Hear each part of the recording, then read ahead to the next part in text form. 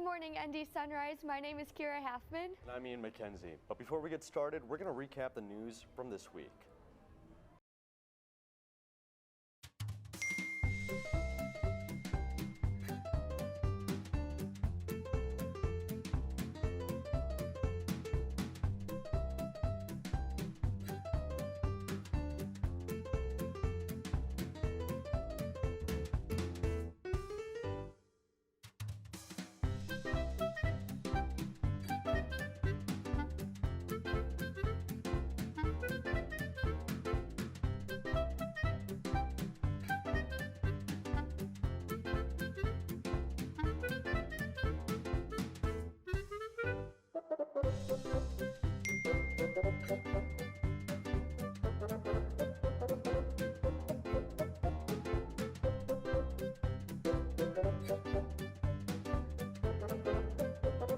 And we're back.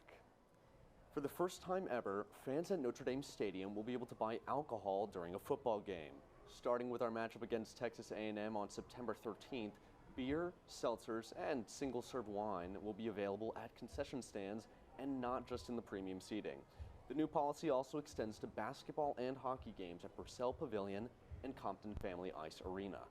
Fans can buy up to 2 drinks at a time, with sales ending after the third quarter.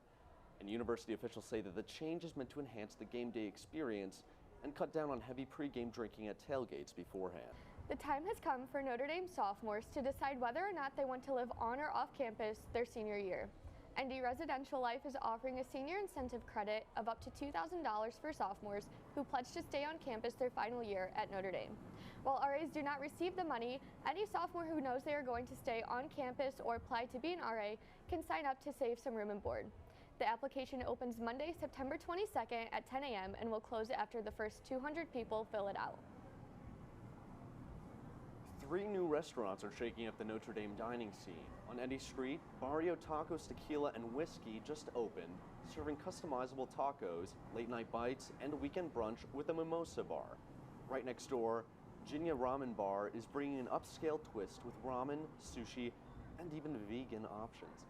And downtown, Manny's Sports Bar has already drawn crowds with its patio, arcade games, and wall-to-wall TVs for game day watch parties. All 3 spots are catering directly to students and fans, just in time for the football season. Over the weekend, 80,000 fans gathered in Notre Dame Stadium for an all-night revival. To kick off the evening, Irish singer Dermot Kennedy took the stage, filling the stadium with his powerful voice. To completely change the tone, comedian Shane Gillis discussed some controversial memories of South Bend as a child and his high school glory days. Zach Bryan's set was filled with hits like Something in the Orange and deep cuts like Don't Give Up on Me, but perhaps the most memorable part of the show was a full stadium singing songs like Burn, Burn, Burn and 28 to remind us all how lucky we are to be here. I think everyone can agree that they had a pretty good time at the Zach Bryan concert, even if Shane Gillis was kind of stirring things up a little bit. Yeah, and speaking of drama in the entertainment world, we're going to head over to Lilly and Sydney and their recap of The Summer I Turned Pretty. Thanks, Kira and Mac. Today I am here with Sydney to be talking about The Summer I Turned Pretty, the newest episode, the semi-finale, if you will. What do you think about it? I thought, it was kind of interesting to see how they did like the year, you know what I mean? Like it was a year-long episode, kind of recapping Belly's time in Paris. But it was pretty nice to see her dynamic in a new town. I think it was very much needed considering her love triangle that she's involved in. Yes, and for those who do not know, we are talking about The Summer I Turned Pretty, which is on Amazon Prime. It's about this girl, Belly, and she has a bit of a love triangle between 2 brothers, Conrad and Jeremiah. The last episode before this week's one had her leaving her fiance at the altar, moving to Paris, and just deciding to stay in Paris for the foreseeable future. And as Sydney said, she has spent now almost a full year. It's now the beginning of summer, towards the end of the episode. She might cut her hair. She probably will. I'm interested in seeing how that turns out. But yeah, I definitely think it was crazy. In my opinion, I think these last few episodes have just been a little elongated. I think it's a little too much. Yeah. Yeah. I'm excited for the finale though. Do you have any predictions for what's going to happen? I think, okay, so at the end of the episode, Conrad is seen like going to the airport to go fly in and go see Belly, but she has a new love interest in Paris. So I think he's going to like show up to her door and she's going to be with her new man, and it's going to be like a little bit of a tussle. Yeah, well, as my friends pointed out, she was supposed to go home with this, her new love interest in May, and at the end, her birthday is in June, and she mentions her birthday, so I don't know if she went with him. We'll see if she broke up with him.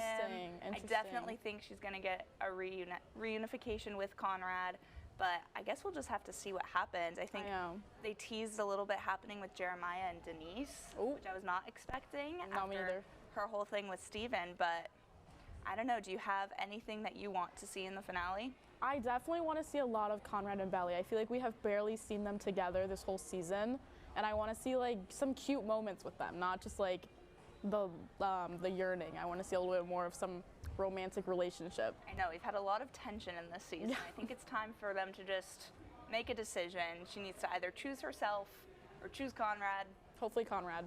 Not Jeremiah. She's already not chosen him, which I guess is good, but I guess we'll have to see, and we will be sure to update you next week with what happened during the finale.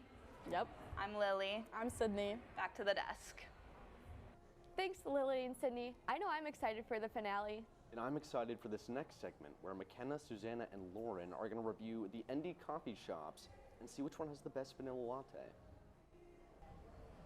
My name's Lauren. I'm Suzanna. And I'm McKenna, and welcome to Caffeine Contest. Today we're going to be trying different vanilla lattes from around campus. Here we have one from Cafe J, here's from Haggerty, ABP, and Starbucks. Which one do you guys think is going to be the best? I think I'm going to like Cafe J the best for sure. I've never had a vanilla latte, so I have no idea. Ooh. I think I'm going to like Cafe J the best, but ABP does surprise me pretty often, so I wouldn't count that one out either. All right, should we start with Cafe J then? Yeah. Sure, yeah. Okay. Okay, it's good. It's bussin', guys. It's bussin'. It's really good. Oh, that really is bussin'. Yeah? Okay, you guys got my hopes up. I like it a lot. That's a bussin' latte right there. I give that a 5 out of 5, honestly. Like, for sure. Yeah, first vanilla latte experience, definitely a 5 out of 5. No, I definitely agree. It was like the vanilla was there, but it wasn't too strong, and you got like the milk too. It was would be a great way to start your morning. Like I would walk all the way to the Morrison for Highly recommend. a vanilla latte from Cafe J. All right. Now, what do we have next? Haggerty. Oh, okay. Do you want to try first, McKenna? Sure. Okay. Okay, it has a lot to live up to. Yes. I don't have high expectations. See for yourself. Oh, okay. I'm a little nervous now.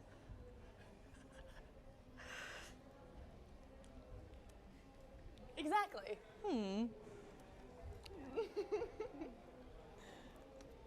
Oh, okay.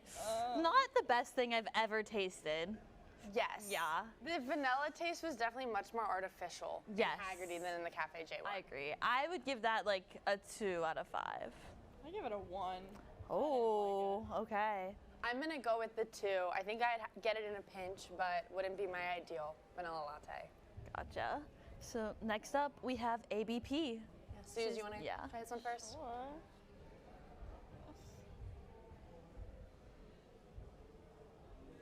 It's interesting.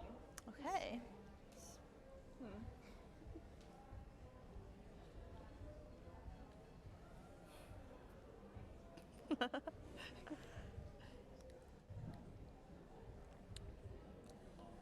Huh.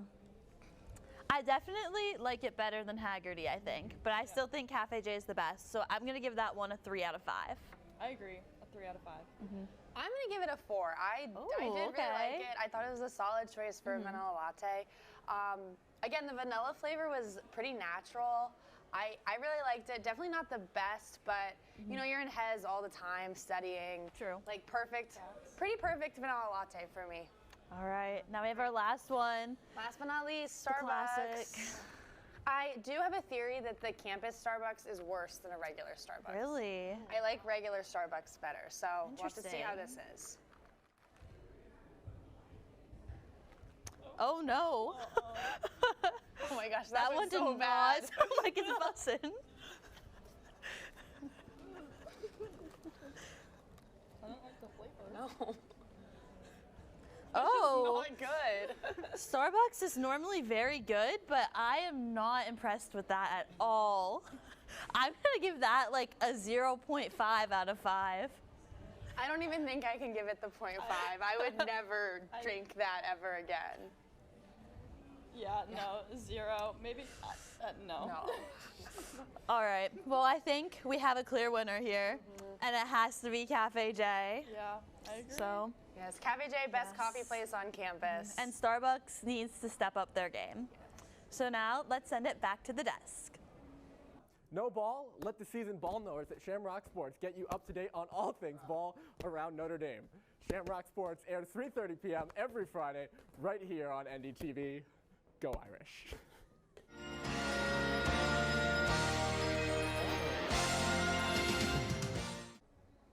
Speaking of football, Charlotte heads out for another edition of Leprechauns on the Lawn to find out students' favorite game day traditions.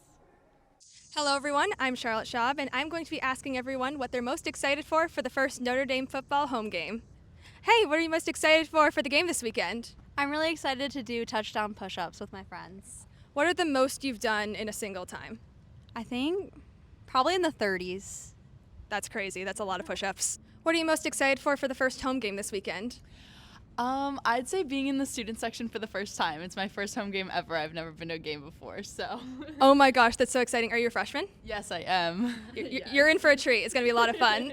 Hi, what are you most excited for the football game this weekend? I think seeing my family, they're coming, so I'm excited. Oh my gosh, that's so awesome. I'd say the same. My family and my aunts and uncles are all coming. Yeah, my parents are coming as well, so excited to be reunited with my family and yeah, to beat Texas, you know. Is this your parents' first game? It is. That's very exciting. What are you most excited for the game this weekend? To see all my friends' families come together so we can get ready for the game. Probably tailgating, yeah, and like getting our game day outfits ready. What are you most excited for the game this weekend? Tailgating and seeing J Love score a touchdown. For an Irish win. Winning. We better win. Once again, I'm Charlotte Schaub, and this has been Leprechauns on the Lawn. Well, we have a lot going on campus this weekend, so here are some events to look forward to. Notre Dame will host U.S. Supreme Court Justice Amy Coney Barrett today. She's scheduled for a moderated conversation at 4 p.m. in Layton Concert Hall at the DeBartolo Performing Arts Center. The event is part of the university's Constitution Day programming and is sponsored by the Center for Citizenship and Constitutional Government, a group that has drawn its fair share of scrutiny in the past for its choice of divisive political speakers, such as Supreme Court Justice Clarence Thomas and Congresswoman Liz Cheney, who spoke at center-sponsored events in 2021. A limited number of tickets will be available to Notre Dame students, faculty, and staff starting at 2 p.m. on the day of the event.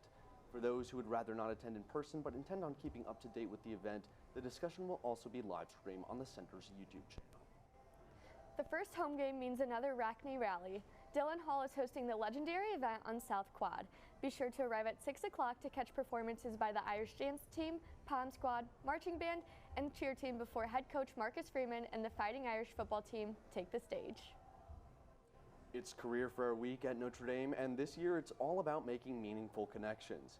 Events run from September 15th through the 17th, each focus on a different career path. Monday kicks off with engineering, science, and tech from 4:30 to 8:30 p.m. in Duncan, followed by Tuesday by business services from 5 to 8 p.m. And Wednesday wraps things up with the social impact fair, also from 5 to 8 p.m. Space is limited, so register on Handshake to save your spot. And don't forget to bring your resume, your elevator pitch, and your best game day smile. And that's all we have for today's episode of ND Sunrise. Thank you for tuning in this morning, and from all of us here at the studio, have an amazing rest of your day. Go Irish.